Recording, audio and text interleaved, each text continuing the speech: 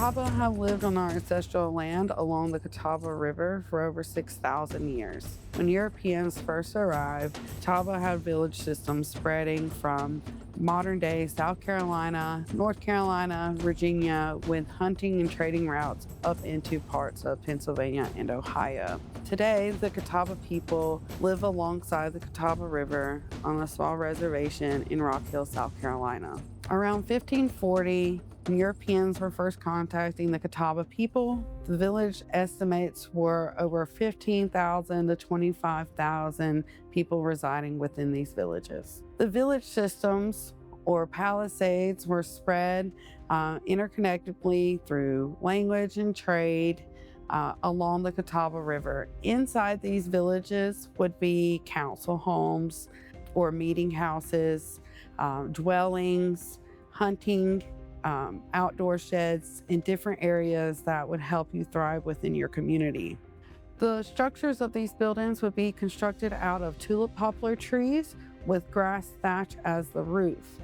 These same tulip poplar trees were used in creating the long boats or canoes that the Catawba utilized when traveling along the Catawba River. The Catawba refer to themselves as the Yeyeswa, or the people of the river. Today we utilize the river for pottery, but it was once utilized for travel, for fishing, for food, access to our mineral-rich sites for clay and pottery, where today we still have access to a clay hole we've been digging out of since the 1700s. The tribe planted crops such as corn, squash, and beans along the floodplains of the river, and often these plants would be drought resistant to withstand the hardy weather in this area. By the late 17th century, trade became a huge impact on Catawba people. We often traded furs and skins and pottery with those settling in the area for different items such as cloth, money, and different resources that we would need to utilize in day-to-day life. Catawba warriors were known as some of the fiercest in the country.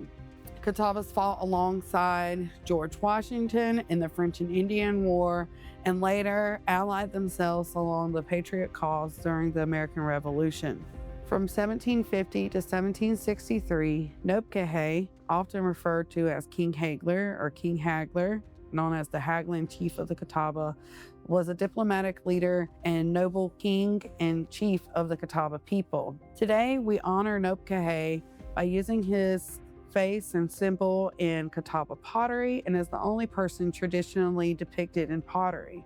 Nopcahey, or Hagler, King Hagler, was known for his negotiation and peacemaking strategies. He was also a very fierce warrior and made a very huge impact for himself and leaving a mark in South Carolina and helping establish peace with those surrounding us. For his efforts, he made it easier for Catawba people to reside in this area. He let people know that we were once a very populous tribe and were the predominant people in the area. We were the majority, but we were learning that we would not be the majority anymore. And that if we were going to be able to stay in our ancestral lands or close to our ancestral lands, we would have to negotiate and be peaceful with those people coming into this area. During part of Nopcahey's leadership, he signed the Treaty of Pine Tree Hill. This treaty later morphed into what we call the Treaty of Augusta, establishing the first reservation, the British Crown, that the Catawba Nation was put on. This reservation was 144,000 acres. As more and more colonists came to the area, they brought with them diseases and other things that affected the livelihood and life of the Catawba people and other natives that lived in the area. These diseases were making people sick, and unfortunately, many of these tribes and our tribal numbers and villages began to shrink, and our numbers were smaller.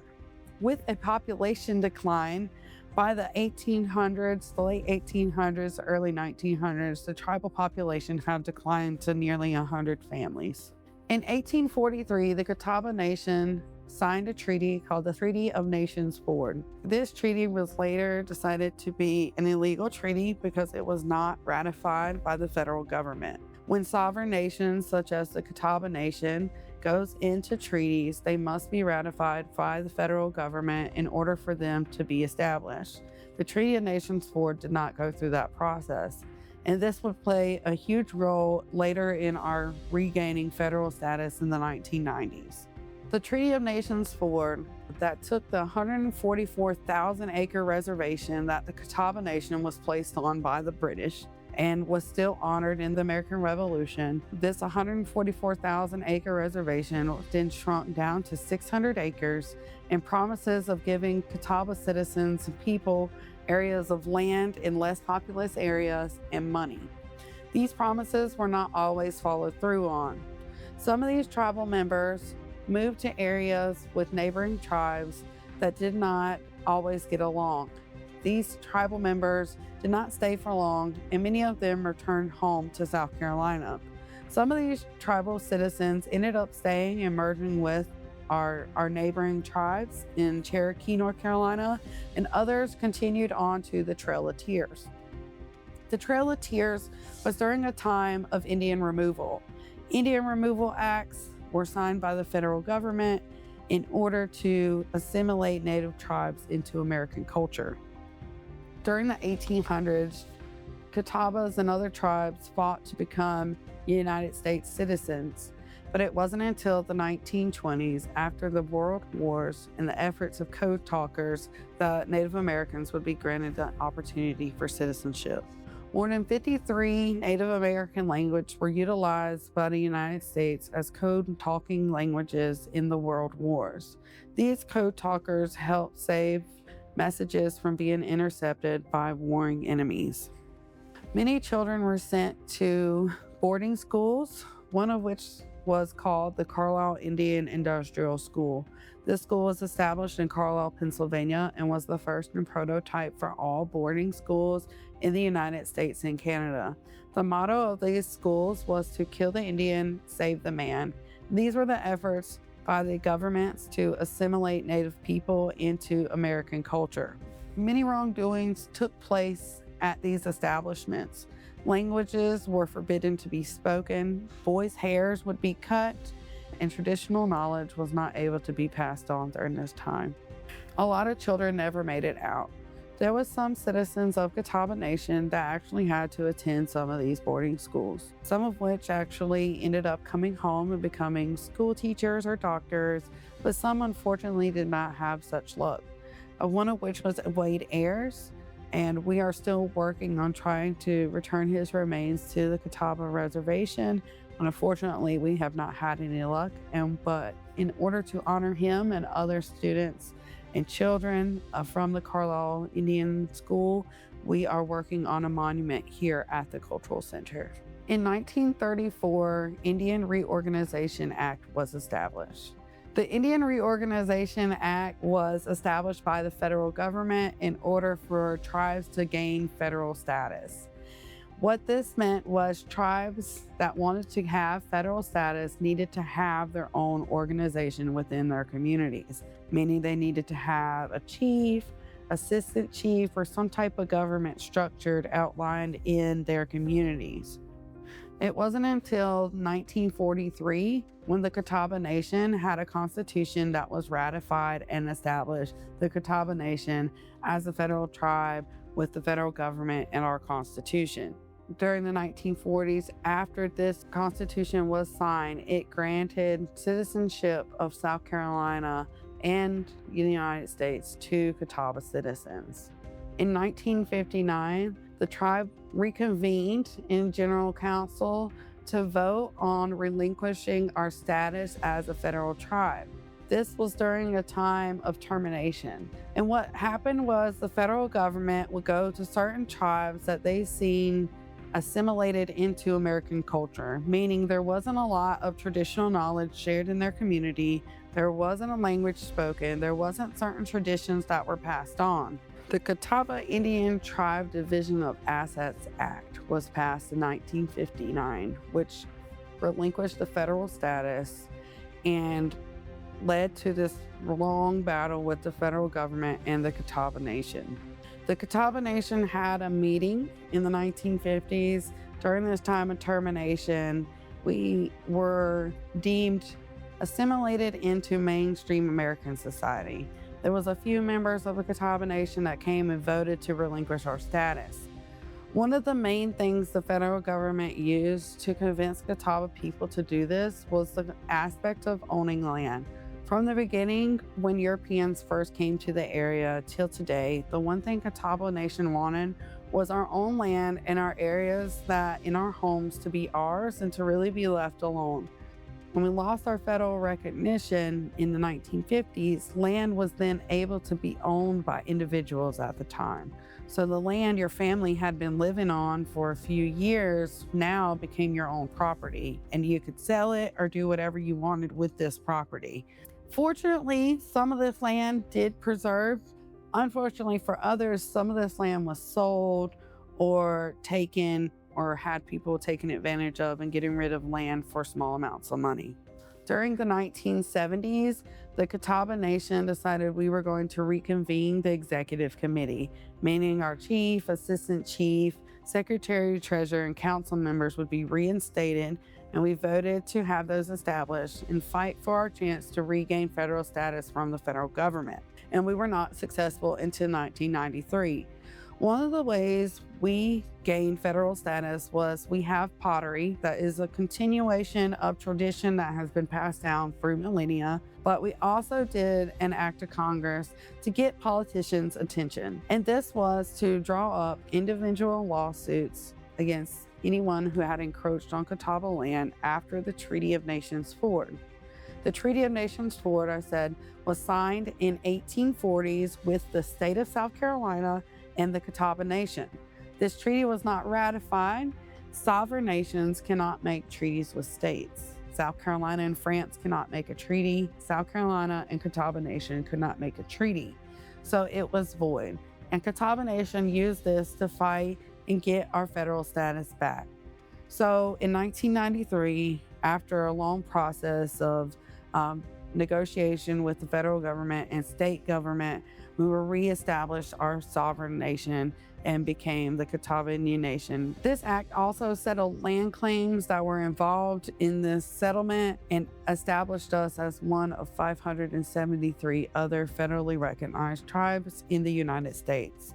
The Catawba Nation is the only federally recognized tribe in the state of South Carolina. Catawba pottery making is still a huge part in Catawba's rich cultural legacy. Catawba pottery and other traditional crafts are still made and taught on the Catawba Reservation at the Cultural Center and other locations within the nation. Catawba pottery often depicts natural elements such as animals, one of which is the black snake. The black snake is a very important symbol utilized within the Catawba Nation. Originally, the Catawba warriors would have giant black snakes tattooed down their backs to help decipher each other in battle and also have the symbol of protection on them. We also used black snakes on our pottery to preserve our food. We noticed if there was some type of animal trying to get into this container of food, if there was a snake on it, these animals would be less likely to go into it because the snakes look so realistic, it would keep these mice and other small animals from eating the foods that we were trying to store and preserve. Again, adding to this symbol of protection. So often you will see the black snake depicted throughout Catawba Nation, along with the Nopkahay or King Hagler style head. The Catawba pottery process is a very long process that has been passed down through generation to generation. Some of the tools and resources have been passed down as well. At the Cultural Center, there's still classes offered to tribal citizens. There's also pottery taught within our various after-school and summer camp programs here for Catawba youth. One of the last fluent speakers of the Catawba language passed away in the 1960s. Luckily, we have recordings of different people speaking. Friends of the Catawbas and researchers took it upon themselves to write down what they thought Catawba Nation language would have looked like at the time. Through research and the collaboration of the Catawba Working Language Group, we have actually been able to establish our first ever Catawba Standardized Language Dictionary that was just released this past April 2025. This is a very key component in the preservation and revitalization of Catawba language. In 1883, the U.S. government implemented the Code of Indian Offenses, which made it illegal for Native people to practice their traditional dances, speak their language, and other ceremonial aspects of their culture. These laws were in effect until 1978. Despite those efforts of the United States government to prevent Catawba people from learning these things, there were still some families that shared their information with others outside of the area, and we have been able to have these recordings and documents and photos and knowledge from databases and historical archives preserved and shared within the Cultural Center, and we are working on revitalizing that for our community. In 1989, the Cultural Preservation Project was established. That is now the Catawba Cultural Center. The motto is to protect, promote, preserve, and maintain the rich culture of the Catawba Nation. And with those efforts, we are in the process of reawakening certain aspects of cultural tradition and Catawba knowledge, meaning the language. We are working on revitalizing workshops and teaching Catawba youth these different words, basic vocabulary. A lot of the Catawba youth know a lot more of the language than some of our elders and young adults. Another effort we are doing at the Catawba Cultural Center is working to revitalize eco-cultural relationships and also bringing back traditional dance that has been lost or has been sleeping for some time. Each November, the Catawba Nation hosts the Yapyai Iswa Festival, or the Day of the Catawba, where people can come and be immersed in Catawba culture and learn from history lectures, guided trail walks, have traditional foods, taste different types of foods, have vendors, listen to music, and explore the Cultural Center and different aspects of the museum.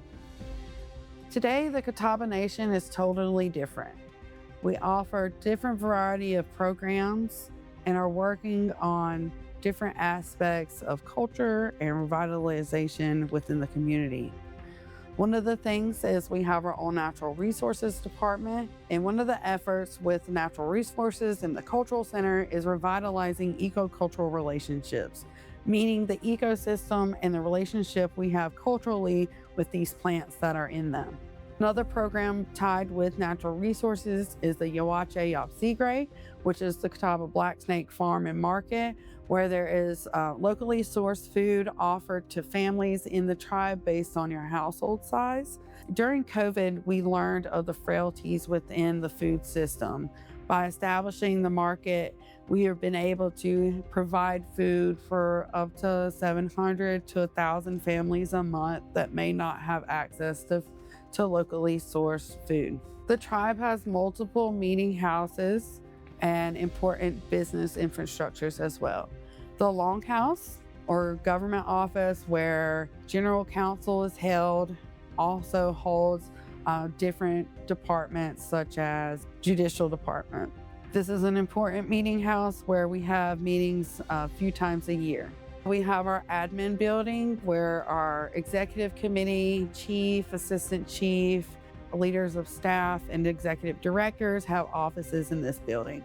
Another building you will see in that same area is the Teen Center, or Boys and Girls Club, which provides after school and summer camp to teens in middle school and high school. We also have our Head Start and Early Head Start program for infant to pre-K students. We also have our own DOT infrastructure department. We have our own sewer utilities. The tribe also has its own medical clinic where we offer free health care to tribal citizens with a pharmacy and dentist. Catawba Nation also has its own housing services that provides housing for tribal citizens. There's also our own senior center with developing our senior assisted living homes that should be here in the future, where the senior center comes and they all meet together to have lunch and different meals and do crafts, different things together. Currently, the Catawba judicial system is housed in the Longhouse, but I know there is planning to establish our own police department and judicial office. We have established a police system where there's 7 different police officers, also our own small claims courts that will handle our small governance issues as well within Catawba Nation, which of course is just a few of our resources for the community. And lastly but not least, the Catawba Nation Two Kings Casino, where you guys are all becoming a part of, is a huge resource and aspect of the Catawba Nation.